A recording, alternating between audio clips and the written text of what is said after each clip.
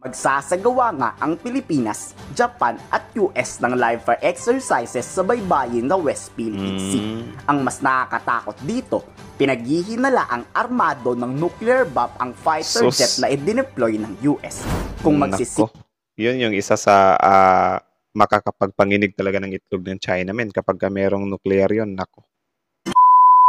So, kumusta mga kanoisay? Welcome back sa ating YouTube channel, Pilipinoisay. So, ngayong araw, mula kay Melb's Castle, meron tong pamagat na US Air Force nag-iinsayo, umatake at pagbobombahin ang China.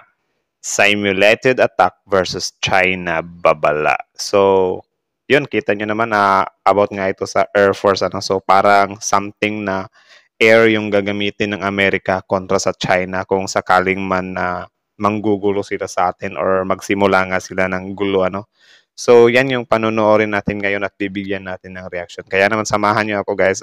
Melb's Castle, supportahan nyo yan. Tapos, syempre, kung trip nyo ng mga ganitong reaction video, may kasama kayong manood, huwag nyo na rin kalimutan supportahan yung YouTube channel natin, Pilipinoisay. So, yun, di na natin ito patatagalin pa, baka agawin pa ng China. Again, ang title ng video ito, US Air Force nag-iensayo, umatake at pagbobombahin ng China, simulated attack versus China, babala.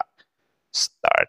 Kung inalerto ni Chinese President Xi Jinping ang kanyang militar para sa digmaan, naghahanda rin ang Pilipinas at ng US sa nagpipintong kaguluhan. Sa pambihirang pagkakataon kasi, nasa Pilipinas ang dagdag puwersa ng US Air Force. Nasa ating bansa nga ang F-16 fighter jet ng US.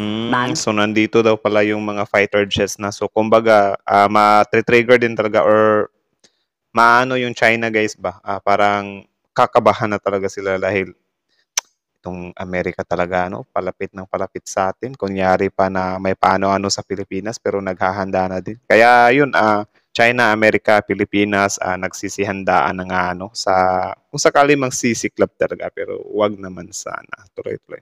Dito, para magsanay na tumira at magpabagsak ng kalaban. Grabe. Handa ka na ba, China?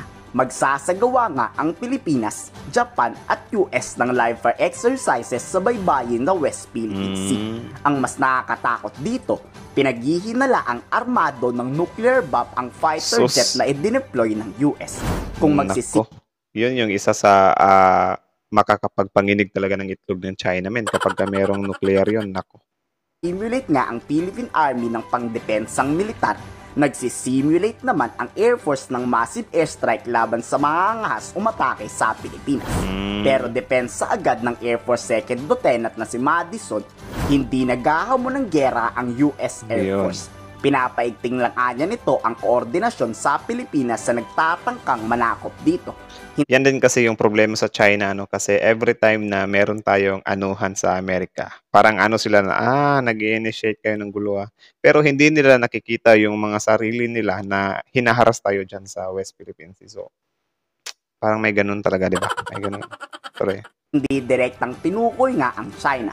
Pero sa totoo niyan, China talaga ang pinagbabantaan ng US. These exercises are not tied specifically to any type of any chance of contest or any concerns in the region. It's very much just for us to come out here, strengthen our partners and allies relationship. At the end of the day, we're just here to help provide security and alliance with our allies and partners, just to get a good posture for.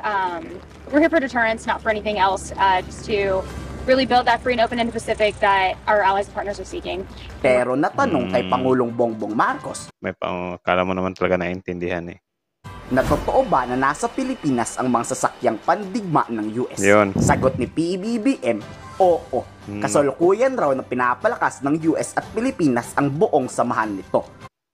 Yun yung isa sa makakapagpakaba talaga sa China. Kasi ito din kasi siya, PBBM, din siya, kahit na hindi siya, the way nga siya magsalita, na, no, we're not initiating or hindi namin talaga, yung war na yan.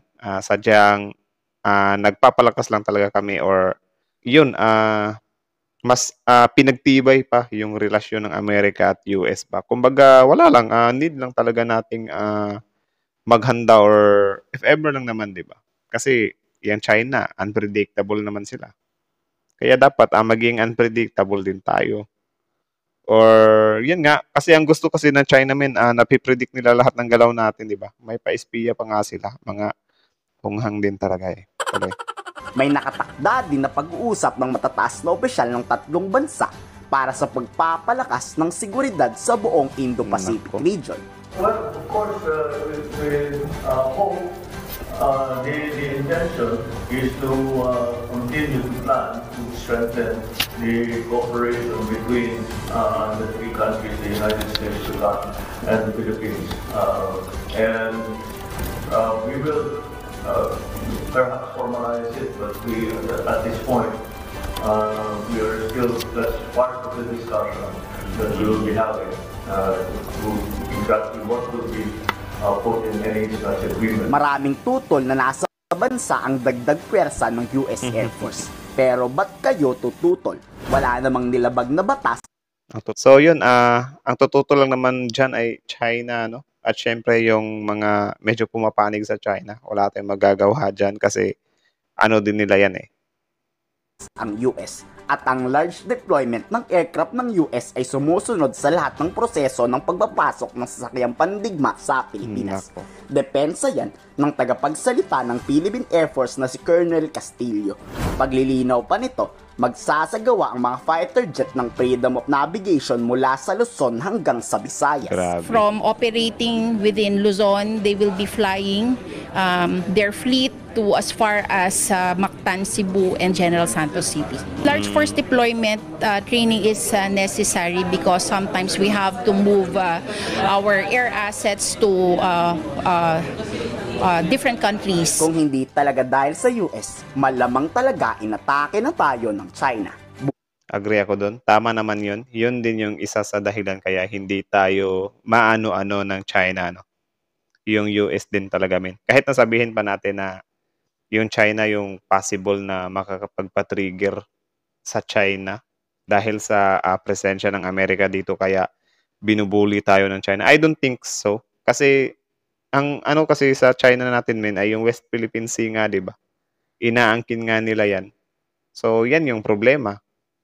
So, hindi talaga yung Amerika, men, yung China talaga yung may problema, 'di ba? Buti na lang at nandyan ang pwersang pandigma ng Estados Unidos. Kayo, pabor ba kayo sa simulated attack na ginagawa ng Pilipinas at US Air Force? Okay lang naman yun. Komento sa baba. Okay lang naman 'yon as long as makakapagpabuti or makakapagpalakas pa or yun nga mas ma-enhance pa yung ating pandigma. Kasi yun nga again, need talaga nating maging handa, no? Anytime kasi yung China nga hindi natin alam kung ano yung laman ng utak ng mga yan, 'di ba? So mas mabuti na yung lagi tayong handa. Tapos, yun, hayaan na lang siguro natin na mapikon yung mga Chinese na yun sa mga ginagawa nating mga simulated attack, ano? Anong paki nila dyan? Bakit kapag sila ba nagagaganyan, pinipigilan ba natin sila? Pero bakit sila kapag yan yung mga ginagawa natin, tapos yun nga, malapit tayo sa Amerika, bakit dinidiktahan tayo ng China na, oh, Philippines, itigil nyo yan. Huwag kayong ganyan. Nag-aano talaga kayo ng apoy, ha? Something like that. Playing fire. Paulit-ulit. Tapos sila, kailan ba natin sila bukod sa West Philippine Sea? Nakialam ba tayo sa kanila kung sakaling makipagkampi sila sa Russia, awayin nila yung India?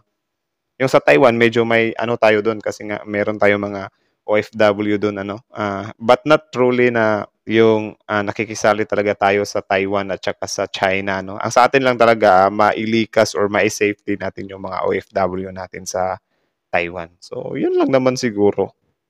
Yun din lang din yung nakakainis talaga dito sa China, kasi pala-desisyon sila, men. Sobrang pala-desisyon ng China, tapos sobrang siloso. Kala mo naman talaga jowa ng Pilipinas, di ba? Sobrang controlling, manipulative. Ganon yung China. Kaya naman, tayo ngayon, wala na talaga tayong ibang choice kundi manindigan sa kung ano yung atin. Kasi nga, kita nyo naman sa mga balita-balita na after ng West Philippine Sea, kung sakali magtagumpay, baka next na Luzon or gawing probinsya yung Pilipinas. Di ba kayo natatakot doon? Di ba? Bakit ba kapag i-acquire ba nila yan or aagawin nila yan, hindi ba yan bloody? Di ba bloody naman yan? Sinong magdurusa? Sinong biktima? Di ba tayo lang ding mga Pilipino?